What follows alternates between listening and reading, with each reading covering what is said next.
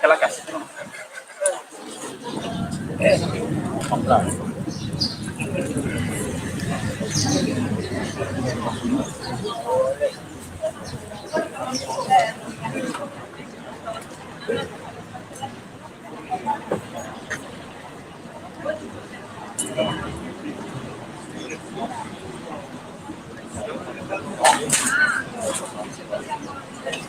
Sì, eccoci. Allora, ben trovati al secondo appuntamento di questa nostra seconda giornata di Strangius. Abbiamo qua due graditissime ospiti, abbiamo Angelica Grivelserra e Michela Rigi.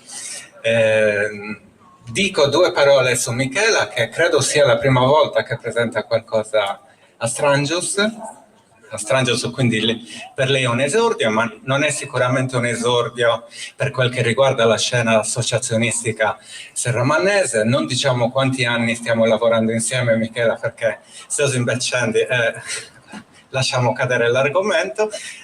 Siamo tanti anni che lavoriamo insieme, sin da Frades, abbiamo fatto tante edizioni della manifestazione, poi lei ha deciso di dedicarsi in maniera prioritaria alla tutela delle nostre tradizioni religiose, fondando un'associazione insieme alla qui presente Federica Sorgia e al qui non presente Ignazio Currelli, l'associazione Aleteia, che ha preso in gestione il nostro museo di arte sacra in Sant'Angelo. Stanno cercando di valorizzare il nostro patrimonio, stanno cercando di movimentare un po' la, diciamo così, scena culturale serramannese. Una persona, Michela, che da sempre si spende per la nostra comunità, e noi siamo veramente tanto orgogliosi di essere riusciti a coinvolgerla in questo nostro piccolo progetto.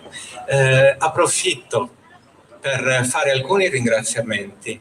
Innanzitutto, piano piano, nel corso della manifestazione, per non farli tutti in una volta, perché magari risulto leggermente prolisso, ne approfitto adesso per fare i ringraziamenti ai nostri ragazzi tecnici audio-video della Caros Digital Studio di Davide Bazzella, i nostri Davide, Luca ed Alex.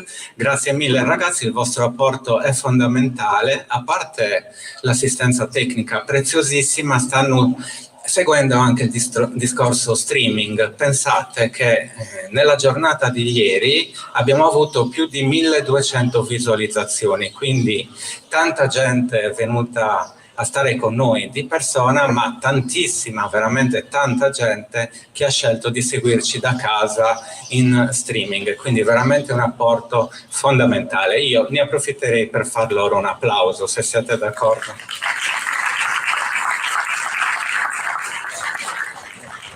Un'altra persona che ritengo fondamentale ringraziare l'abbiamo conosciuta stamattina, quando su Facebook sono comparse le bellissime foto che hanno testimoniato, che hanno dato testimonianza della giornata di ieri. Foto straordinarie che veramente hanno lasciato qualcosa a chi le ha osservate. Pensate, mi ha anche beccato sorridendo con un microfono davanti, una cosa quasi impossibile. Quindi si vede che quest'anno abbiamo scelto di rivolgerci a un professionista. Questo professionista risponde al nome di Giulia Camba. Un applauso anche per lei. Adesso è il momento di lasciare la parola alle nostre graditi ospiti. Buon lavoro, buon proseguimento a tutti.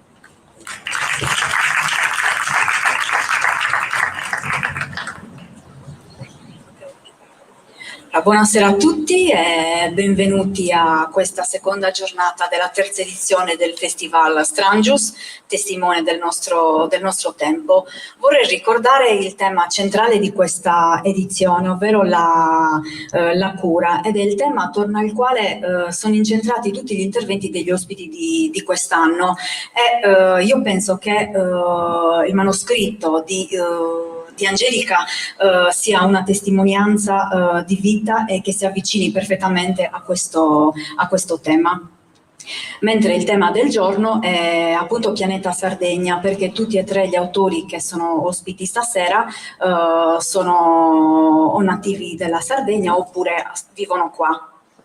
Ospite di oggi è la nostra giovanissima scrittrice Angelica Grivel Serra. Fatele un applauso.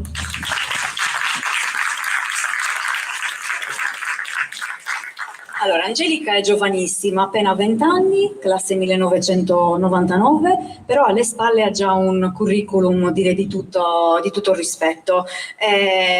Nasce a Cagliari, però rivendica in maniera determinata e costantemente le origini da parte materna di Ulassai, il paese della grandissima Maria Lai. Fin da piccola si avvicina alla scrittura, ormai è diventata la sua grandissima passione. Potrei dire che forse hai iniziato a farlo da quando hai iniziato a leggere e a scrivere, che ti sei avvicinata comunque alla scrittura. È una scrittura profonda. Angelica inoltre è anche una appassionata lettrice, vero? Legge tantissimi libri e questo sicuramente l'ha formata per diventare una bravissima scrittrice. Nel 2015 vince a Roma il concorso letterario nazionale Dire Giovani Web, la creatività fa scuola, poi intraprende una serie di collaborazioni, prima con l'Unione Sarda, poi con una serie di testate online. Si matura al liceo classico De Tori con il massimo dei voti in maniera brillante e poi si concede un anno di tregua dallo studio perché immagino che sia stato un anno meraviglioso, perché Angelica ha attraversato mezza Italia con quella che poi è diventata la sua madre spirituale, la scrittrice Michela Murgia. E poi successivamente si iscrive nella facoltà di filosofia. Adesso è il primo anno, inizierà a breve il secondo. Che dire di Angelica? Una bravissima scrittrice, ma come dicevo prima è un curriculum di tutto rispetto perché Angelica è anche una fotomodella ricercata e molto, molto quotata. Intraprende questo percorso molto giovane, ha 15 anni più o meno. Sì. 16 va. 16. Ecco, sì, Giovanni inizia proprio un book con Giovanni Gastel, che è un famosissimo fotografo e con il quale stringe oltre un legame professionale ovviamente, ma anche un legame di grande affetto e grande rispetto. Arrivano poi i servizi con la fotografa di moda Stefania Paparelli e 3 copertine molto importanti, tra cui una internazionale. E poi arriva l'esordio letterario con il romanzo L'estate della mia rivoluzione, edito dalla casa editrice Mondadori, che se non erro è arrivato nelle librerie il 3 giugno di quest'anno, giusto? Quindi eravamo appena usciti da poco dal lockdown nazionale. Allora, che dire di quest'opera? L'opera di Angelica è un'opera già matura, è un'opera che man mano che si va avanti con la lettura ci sorprende per la precisione del racconto, per la descrizione minuziosa e sapiente che Angelica fa dei personaggi, delle ambientazioni e dei paesaggi. È un romanzo per lo più autobiografico, potremmo definirlo un romanzo di formazione, un romanzo di iniziazione. Ha un lessico molto ricercato, molto raffinato, non è mai banale, per certi versi potremmo dire che è un po' insolito per una ragazza, insomma, della sua età, potremmo dire un po' obsoleto, arcaico in alcuni momenti. E diciamo che questa scrittura, il fatto di scrivere in questo modo è sicuramente dovuto agli anni comunque di intensa lettura, di avida lettura. Abbiamo detto che Angelica è una lettrice molto, insomma, legge tantissimo. Allora, quello che vorrei chiedere a Angelica è questo: come nasce il tuo incontro con la scrittura, come è nata questa tua grande passione e quali sono stati gli autori di riferimento e gli scrittori che hanno influenzato questa tua formazione sia di lettrice che di scrittrice? Allora, intanto grazie per la presentazione così dettagliata, perché ha veramente citato ogni dettaglio della mia vita a questo punto. Dedicata alla campagna elettorale del 2019. Giusto, mancava quella, le regionali, la candidatura alle regionali 2019, un percorso intensissimo, sebbene racchiuso in un mese di attività. Esplicata, facciamo 2, però è stato molto intenso. Però devo dire grazie per lo studio accurato. L'unica cosa mi verrebbe da dire l'esame di maturità, che in realtà non era il massimo, si approssimava al massimo perché era un 97. Formata. Dato per quale motivo? Perché per presunzione, perché nella tesina io avevo portato i miei racconti, semplicemente perché volevo raccontare di me non solo attraverso lo studio, ma anche attraverso quello che scrivevo, perché già scrivevo racconti, già li componevo, e li ho portati e per quel motivo mi dissero peccato questa presunzione, quindi il 97, giusto appunto. Quindi un dato caratteristico che mi rende ancora più strana, bizzarra, insolita, un personaggio insolito. Comunque, tornando alla domanda che mi hai fatto, come nasce il legame con la scrittura? Beh, sicuramente nasce con la lettura, perché quello è il principio fondante della scrittura. Io scrivo perché ho letto tanto e spero di continuare a farlo, perché la lettura nutre tantissimo la scrittura e questo è determinante. Nasce perché sono stata educata a farlo dalla figura materna che poi viene raccontata nel romanzo, quindi sostanzialmente la lettura plasma la scrittura.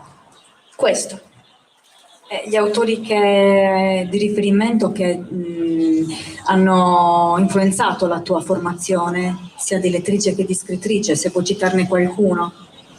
Tantissimi, troppi. Sarebbe un elenco infinito, una lista lunghissima. Cercherò di enucleare quelli importanti, quelli veramente apicali, forse per la stesura del libro più che in generale. Mi verrebbe da pensare ad Amos Oz in primis, che mi ha rapita con Una storia di amore e di tenebra. Quello è veramente un libro miliare per me. Stessa cosa hanno fatto i classici, da Simone de Beauvoir con Memorie di una ragazza per bene, che è un libro vivissimo, è contraddittorio e diventa anche una spina nel fianco, da quanto è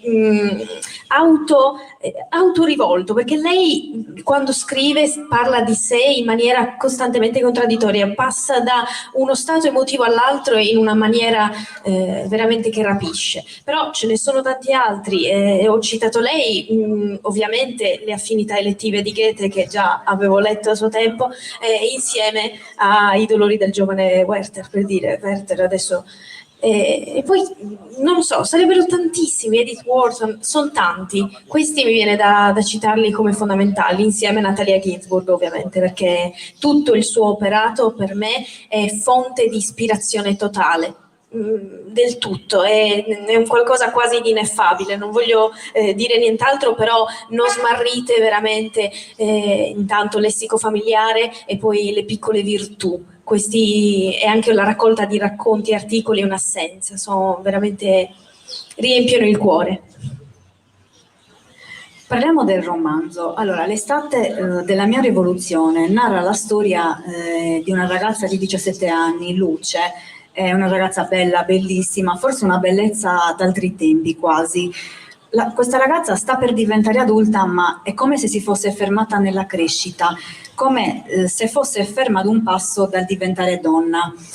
Io vorrei che il personaggio di Luce venisse introdotto da Angelica attraverso un passo che leggerà dal suo meraviglioso libro. Grazie. Che per l'attributo.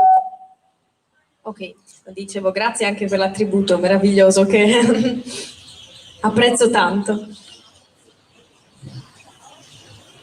Io mi alzerei in piedi per leggere, non per altro perché per incoraggiare. L'unica cosa, temo il vento, però spero che non crei improbabili Marilyn Monroe, perché non vorrei cogliere il rischio, perché prima stava accadendo ed è stato abbastanza tragico o quantomeno drammatico.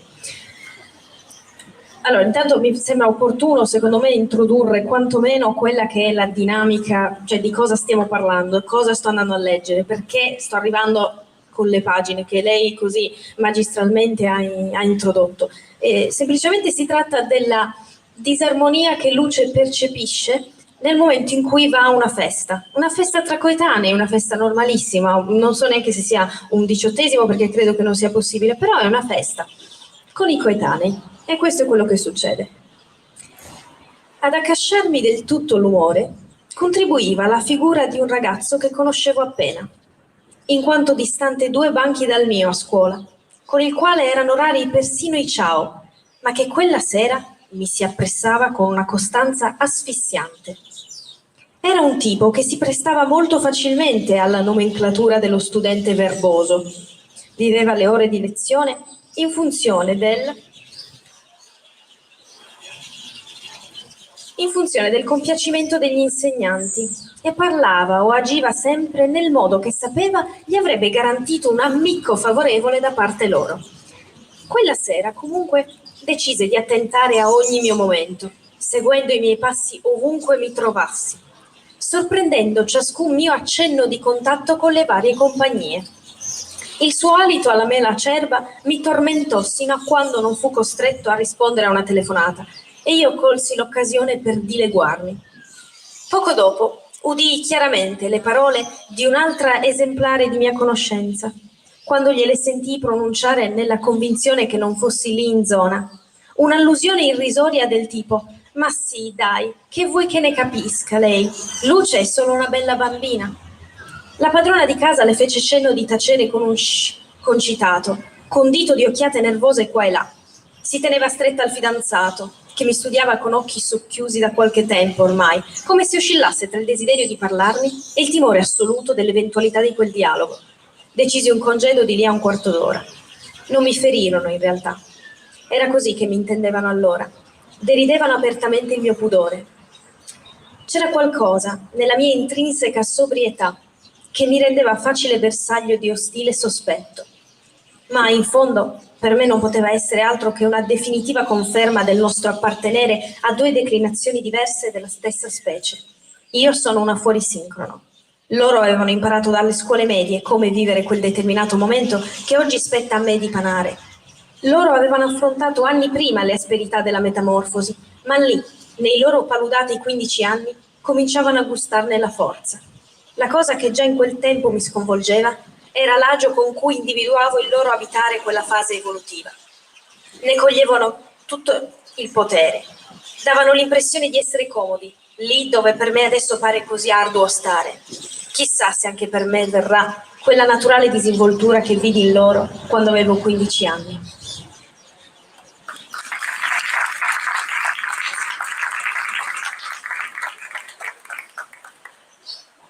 Allora, Angelica ha introdotto il personaggio di Luce, che è appunto la protagonista di questo romanzo e anche la figura, la voce narrante del romanzo, e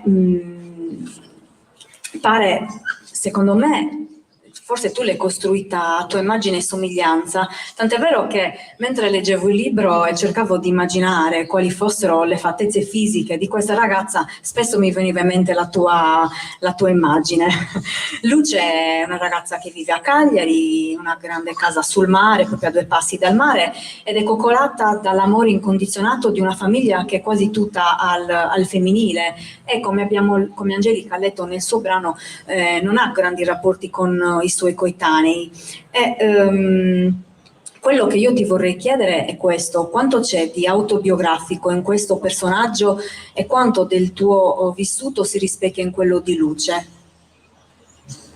Tutto, tantissimo, la stragrande maggioranza. La risposta è molto ampia, come potete constatare, nel senso che alla fine c'è tanto di me, non tutto per ovvie ragioni, perché comunque rimane un romanzo, e un romanzo ha materia che è resa in maniera tale che sia comunque un po' orchestrato, no? Non sia del tutto autentico in certi fatti, ma la sostanza dei giorni, la sostanza delle pagine, della trama è assolutamente mia, mi appartiene del tutto. Quello che mi viene da dire è che, a parte grazie per lo studio che hai fatto della sintesi compiuta, come l'hai fatta, però non fidatevi della sinossi, mi viene da dire. Credo che avremo modo di parlarne dopo. Assolutamente. Allora, uno dei temi, diciamo, principali, forse il filo conduttore del romanzo, è proprio il rapporto che Luce ha con il suo corpo. E infatti questo è un romanzo che racconta proprio il conflitto che Luce ha con un corpo che si sta trasformando e non accetta forse questa trasformazione. Molto spesso si guarda allo specchio e questo corpo sembra non appartenerle, non si riconosce. Quello che ti vorrei chiedere è questo: qual è stata la tua rivoluzione e come è avvenuta la tua metamorfosi? È una domanda difficile.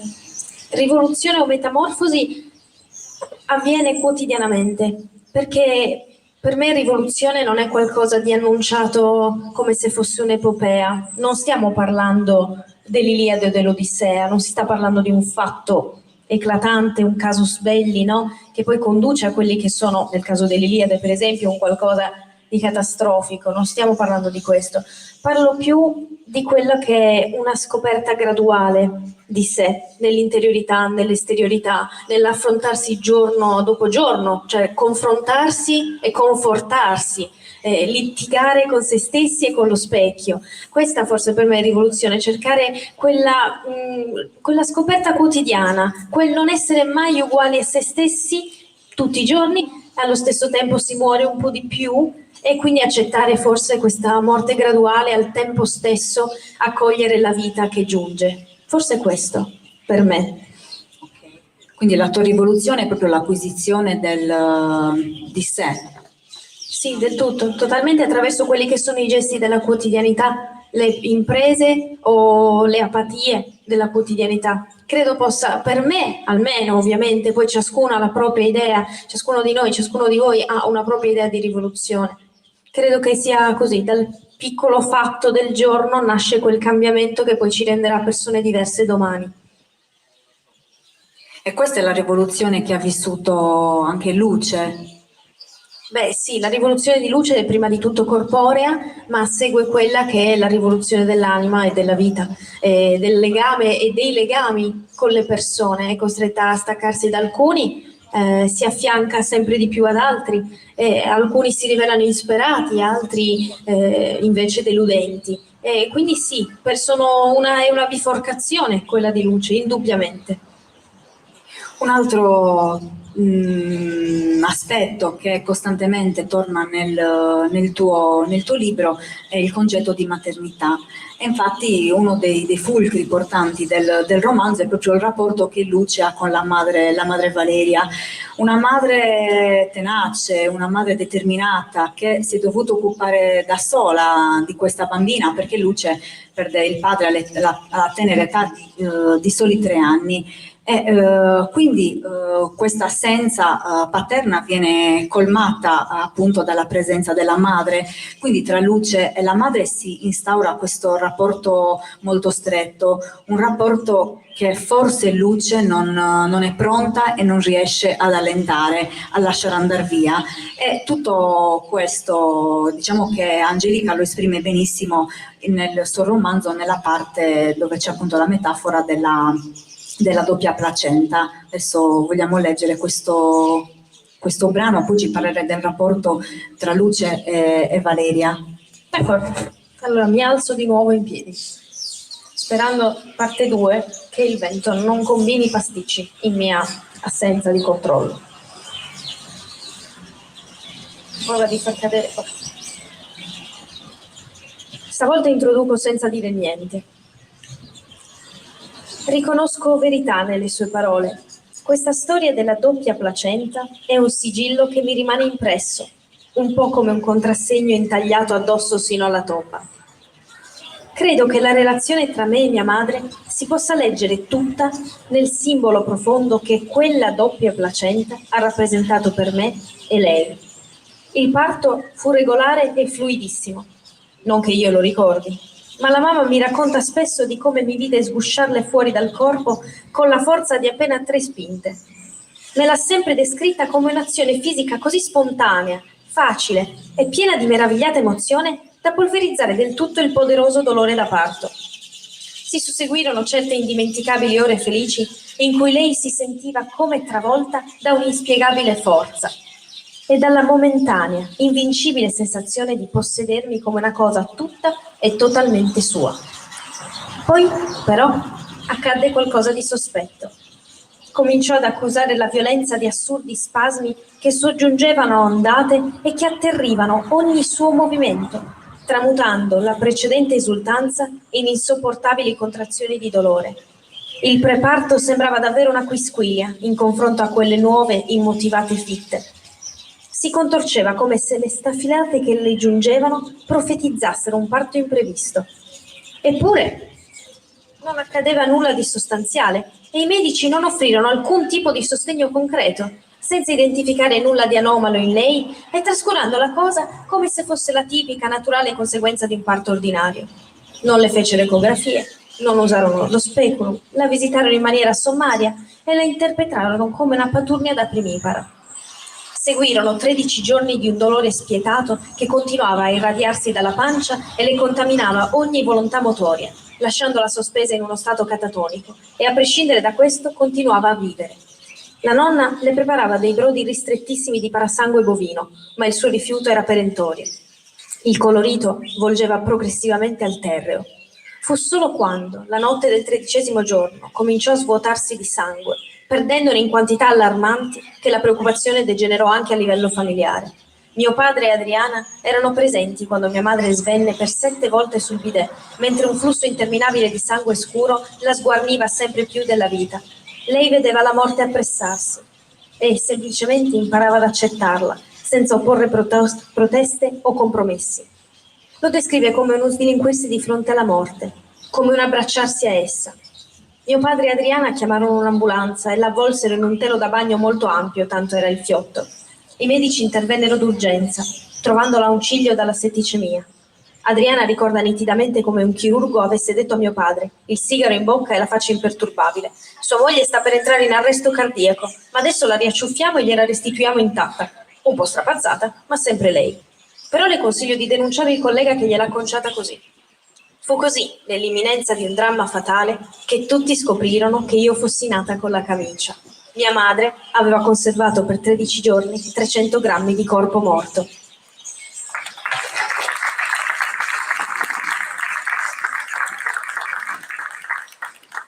Bene, raccontaci un po' di questo rapporto tra Luce e la mamma Valeria.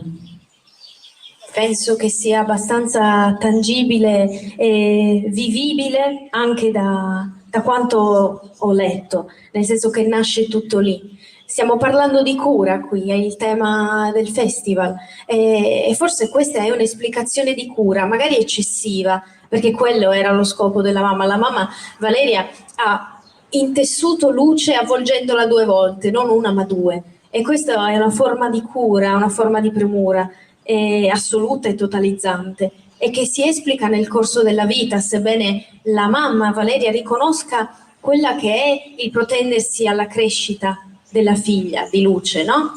Quindi invece Luce non si stacca, non capisce per quale motivo sia necessario il distacco. Perché? Perché se io vivo bene con te devo necessariamente abdicare a quella vita che mi piace per adottarne una che non mi ispira, che ho provato a vivere, vedi le feste mortifere, eppure non mi ci trovo affatto? Io voglio stare con te. E questa è la dichiarazione che faccio di prima persona alla mia mamma e quella che fa Luce alla sua. Stessa cosa.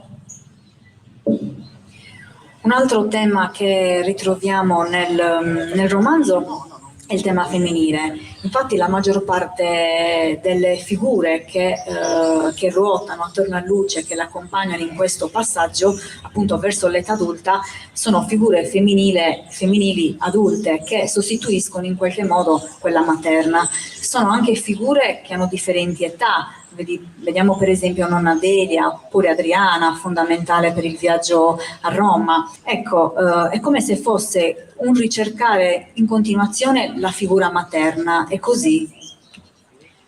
Più che sostituirsi, si affiancano. Infatti Luce cerca in queste figure quelle che sono strade ulteriori di esperienze di vita, di esperienze antropologiche, perché alla fine lei la madre ce l'ha, ha una mamma presentissima in tutto quello che fa, in tutto quello che vive, e quelle che sono le altre figure femminili, intanto la nonna fortissima, Adriana, la figura fragile di Adriana, ecco, sono personalità che si affiancano alla vita di Luce e le illustrano modi per vederla, un'ottica per affrontare quello che è per esempio l'alopecia, quindi la mancanza di ciglia di Luce, un modo per vederla in maniera diversa rispetto alla mamma, perché sono tanti sguardi. Quello che vorrei che emergesse ogni volta è il fatto che il libro sia la costruzione dello sguardo di Luce sul mondo, che sia quello dei coetanei, che sia quello degli adulti, che sia quello della mamma. E questo non emerge neanche dal titolo, infatti l'ideale era un'altra cosa. Mi viene in mente di fare una riflessione per ricollegarci a quest'ultima domanda e alla tua risposta. Uno dei momenti nei quali Luce si sente quasi a suo agio con il proprio corpo è quando si immerge nelle acque del mare a 2 passi da casa sua. Infatti tu scrivi così: mi sembra così facile vivere il mio corpo nell'acqua. Ecco, io mi chiedo, potremmo interpretare questo come un ricordare il grembo materno e quindi una ricerca ancora, una reiterazione della figura materna, della protezione materna? Mi piace molto che abbia trovato questa immagine così, perché sino ad ora sono sopraggiunti tanti punti di vista, a me interessano tutti i punti di vista di ogni lettore e lettrice, e questa cosa è bellissima che hai fatto ricondurre, e direi che si possa sposare appieno questa cosa, perché l'acqua è il ritorno all'ovattato, è il ritorno alla generazione, quindi in qualche modo sì, l'hai letto in una maniera che mi piace molto. Quindi sì, totalmente sì, la risposta è quella, categorica. Grazie.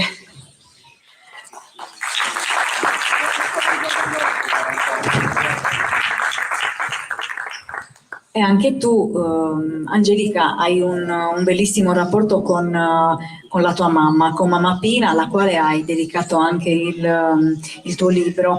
Rivendichi in maniera proprio orgogliosa e determinate le sue origini ogliastrine, quindi di Ulassai, tant'è vero che nel libro di Angelica Angelica ci fa gustare i sapori di alcuni prodotti locali dell'Ogliastra, come il suo gaso agedo, che deve essere sicuramente buonissimo, io non l'ho mai assaggiato, però no, assolutamente, ti sei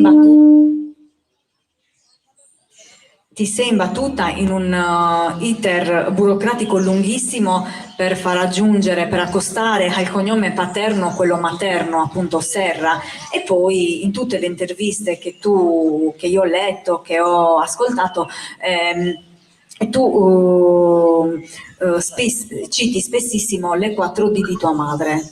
Quelle non mancano mai. Ecco, io vorrei chiederti appunto di raccontarci un po' di questo rapporto che è con tua madre.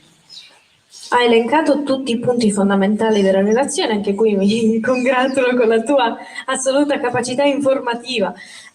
Quello che mi viene da dire è che intanto il codice, partendo dall'ultima parte del discorso che hai fatto, le 4D, no? Siano il mantra determinante della mia vita, e sono determinazione, disciplina, decoro, dignità. Le porto con me come se le avessi in saccoccia sempre per condurre la vita, e sono in effetti peraltro anche ordinate in questa sequenza, hanno una logica perché seguono quello che vorrebbe essere il mio pormi alla vita giorno dopo giorno. Ovviamente ci sono giorni in cui le rispetto meglio, giorni invece in cui capita che magari qualcuna la sconfessi, ma sono questioni umane, no? Credo che riguardino un po' tutti noi. Quello che mi viene da dire anche è che sicuramente alla fine, per ridurre tutto in poche parole, a parte la battaglia femminista che forse potremmo analizzare dopo in merito all'aggiunta del secondo cognome, quindi il cognome materno, un principio in cui credo fortemente, penso semplicemente di poter dire che lei sia la persona più, lo dico sempre, più intelligente che io conosca, ed è un qualcosa che credo basti a descrivere la sensazione che mi lega a lei.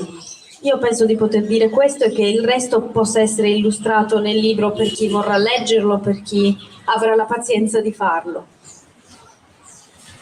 Allora, sì, adesso parliamo insomma di come sei arrivata alla casa editrice Mondadori. Ci sono scelte editoriali che possono incidere fortemente sul romanzo, e qual è l'apporto che una casa editrice può aver dato al tuo manoscritto? Intanto come ci sono arrivata? La domanda è come sono arrivati loro a me. Perché la cosa interessante è stata questa: io ho affrontato la missione politica, no? In cui credevo fortemente, cioè ci ho creduto proprio in quello che ho fatto, è stata una soddisfazione che poi ho archiviato per dare voce ad altre esperienze. Quello che accade dopo è che viene girato un video durante un comizio che ho tenuto a Cagliari, al Teatro Massimo, e questo video casualmente viene visto da una scrittrice.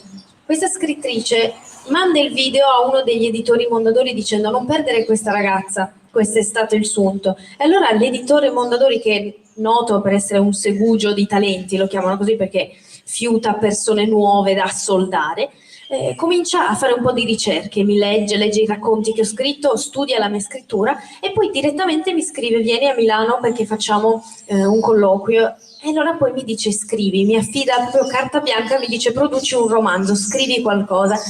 Allora inizio a scrivere, 4 mesi febbrili, a cui poi sono seguiti tutti i tempi che sappiamo, avete tutti la mascherina e sappiamo quello che è successo, e quindi il Covid ha frenato la data originaria perché era prevista l'uscita per aprile, poi è stata spostata a marzo, poi di nuovo aprile, poi a giugno, quindi abbiamo fatto tanti balzi, no? Da una data all'altra. E Mondadori confeziona il prodotto.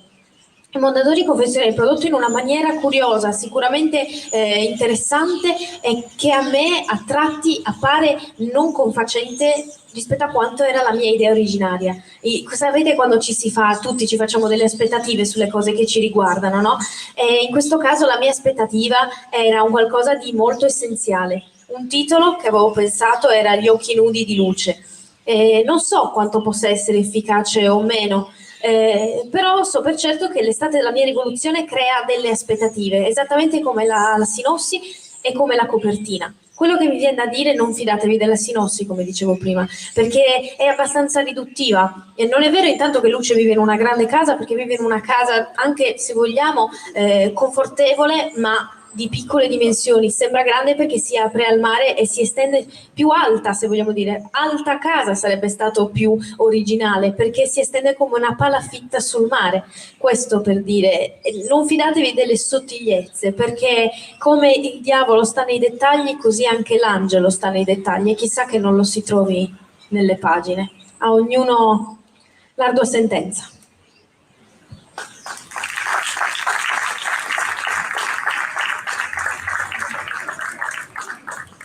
Hai progetti per il futuro, sia per quanto riguarda la scrittura, ma anche per quanto riguarda la tua formazione universitaria in filosofia? È totalmente nella scrittura, questo mi viene da dire, anche perché è un'esigenza dolorosa quella di scrivere, è un qualcosa che mi appartiene del tutto, e non si può mai veramente smettere di produrre o di pensare anche di produrre, che è comunque un'attività. Per quanto riguarda la filosofia, mi piace tantissimo, quindi è una mia passione, una scelta che è stata totalmente dettata dall'amore incondizionato per la materia fin dalla terza liceo. E adesso mi attende il 2° anno, aperto con tutte le sue prospettive di apprendimento, e vediamo un po' cosa mi riserverà il futuro. Io sono sempre in divenire.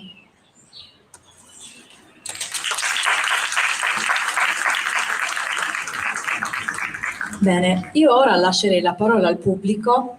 Non so se avete qualche domanda, qualche curiosità o qualche riflessione. Cosa? Non lo so, qualunque. Allora, il nome Federa che tu hai dato,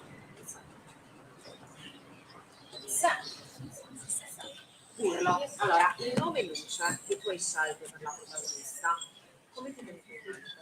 Perché hai dato questo nome? Grazie per la domanda, perché è un qualcosa che spesso si dà per scontato. Luce è semplicemente l'idea che lei magari emani un qualcosa che non sia descrivibile. Io non voglio dire che lei sia bella, a me non piace questo giudizio, no? Sai, della bellezza che te la si spara in faccia, no? Raccontata così. A me interessa che Luce, con quella che sono i suoi meccanismi di analisi del mondo, emerga come una persona che ha forse una luce dentro, a un qualcosa che probabilmente di sicuro vuole brillare di luce propria, e quindi questo sicuramente è un tentativo che credo che ognuno di noi faccia nella vita per non vivere di luce riflessa, e allo stesso tempo è un nome parlante perché racconta appunto quello che è lo sguardo di luce che vorrebbe essere anche limpido sul mondo. Però grazie per la domanda. Io dico sempre vorrebbe essere, non voglio dare un'affermazione perentoria, sta al lettore decidere se luce effettivamente sia così come ho provato a descriverla. Grazie.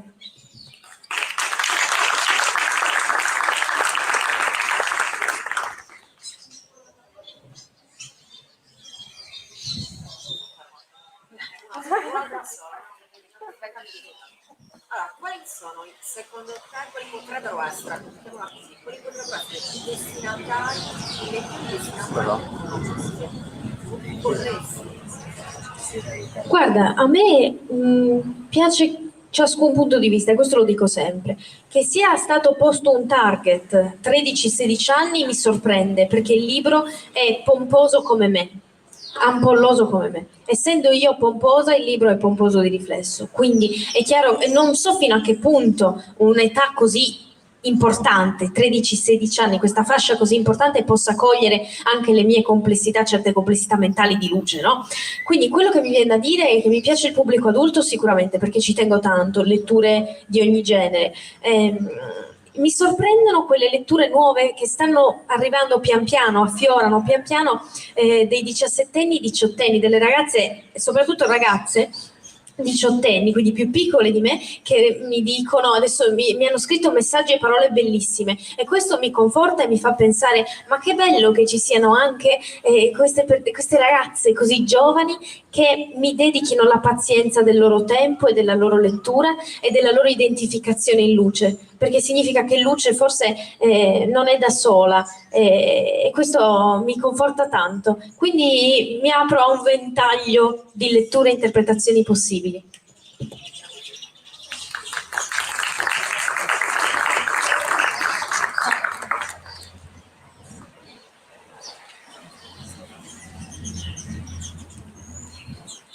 Ci sono altre domande?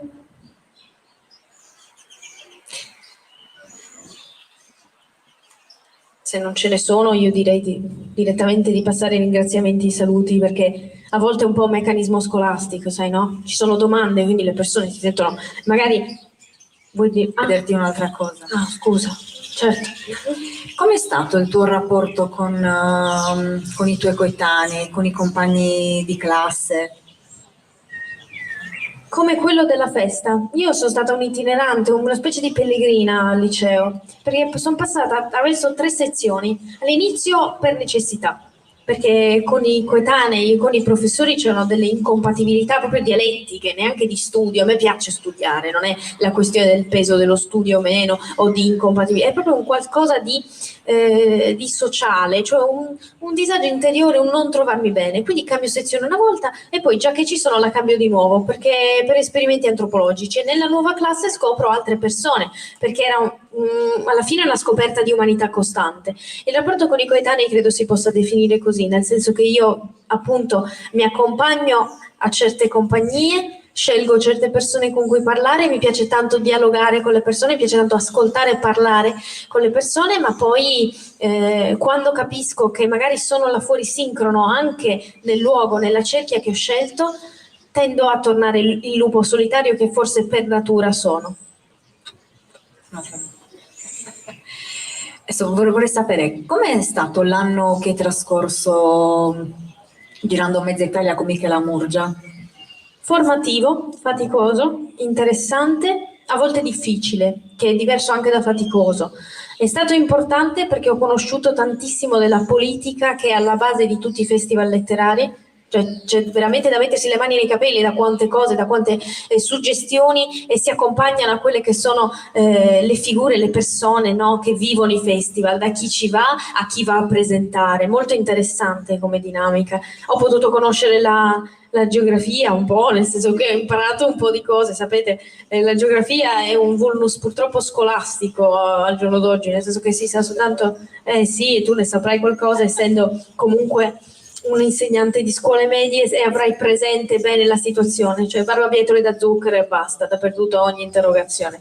È stato interessante, però una figura che qua non emerge, ma che spero emerga nelle prossime pagine, è quella di Giovanni Gaster. E lui mi piacerebbe definirlo proprio padre d'anima, perché Michela fa la componente, no, di cui abbiamo parlato, la Adriana della situazione, totalmente. Invece Giovanni Gastel, che non è solo fotografo, Oscar alla fotografia, quindi sublime, ma anche poeta di raro dolore, cioè insomma molto struggente, lui è un padre d'anima e questo spero che emerga prossimamente. Vi farò sapere. Quindi è Adriana, io avevo notato questo, avevo intuito. Sì, ci sono delle somiglianze. Totalmente. È una personalità importantissima per Luce, sicuramente di grande rilievo, che ha insegnato tanto a Luce, ha insegnato anche certe cose del come non agire, ma anche come non agire in certe situazioni. Mi chiedo come è un rapporto con i progetti universitari, perché non è facile trovare un'allieva che ha questa passione e ha attivato una carriera veramente bella e affidabile. Come è il tuo rapporto? Tanto grazie per le parole a me rivolte. Penso il rapporto con i docenti universitari è stupendo in confronto a quello del liceo, quello che è accaduto al liceo e le relazioni, le dinamiche di dimostrazione costante è sempre quel mezzo punto in meno per la presunzione suddetta. Quello con i docenti universitari è diversissimo, loro sanno del mio libro e incoraggiano anche le presentazioni in facoltà, quindi quello che succederà sicuramente sarà bello perché è incoraggiato da una comunità di persone con le quali posso parlare al di là degli esami. Quindi grazie per la domanda così originale. Perché non sempre è tanto sapere che i professori universitari palleggino queste esperienze e addirittura facciano in modo che costruino dei convegni, dei seminari per presentare i nostri. Sì, è una fortuna. Ecco che hai notato che anche altre ragazze si stanno mettendo alla cultura, speriamo che sia una bomba base.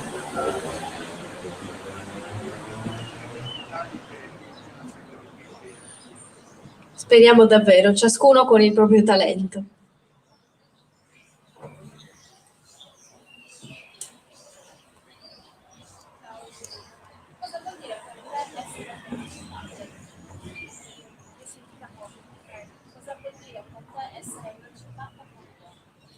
Grazie per la domanda.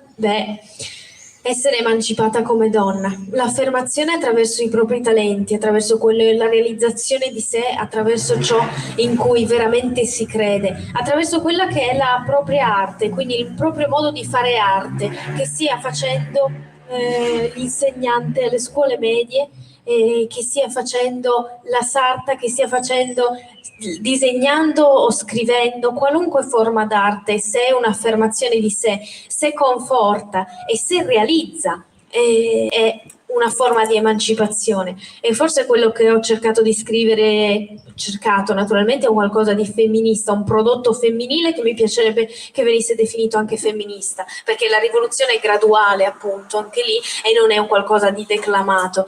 E perciò grazie per la domanda così importante e preziosa, soprattutto oggi.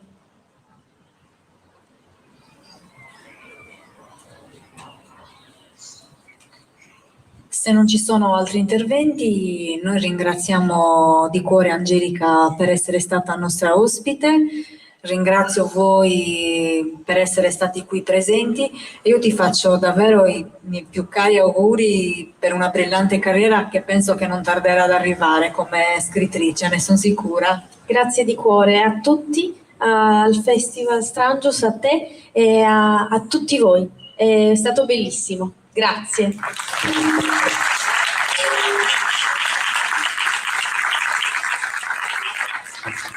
Ringraziamo le nostre graditissime ospiti. Adesso consegniamo un piccolo ricordino di questa esperienza Strangios. Chiamo le ragazze e il ragazzo dell'Associazione Tradizioni Popolari Serramanna che consegneranno un piccolo pensierino.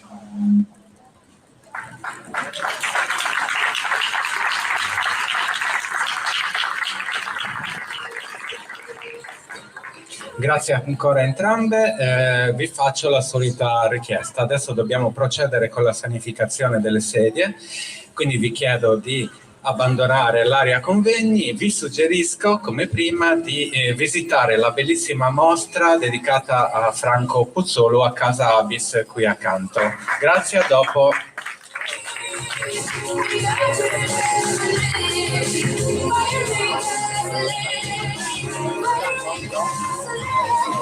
Thank you.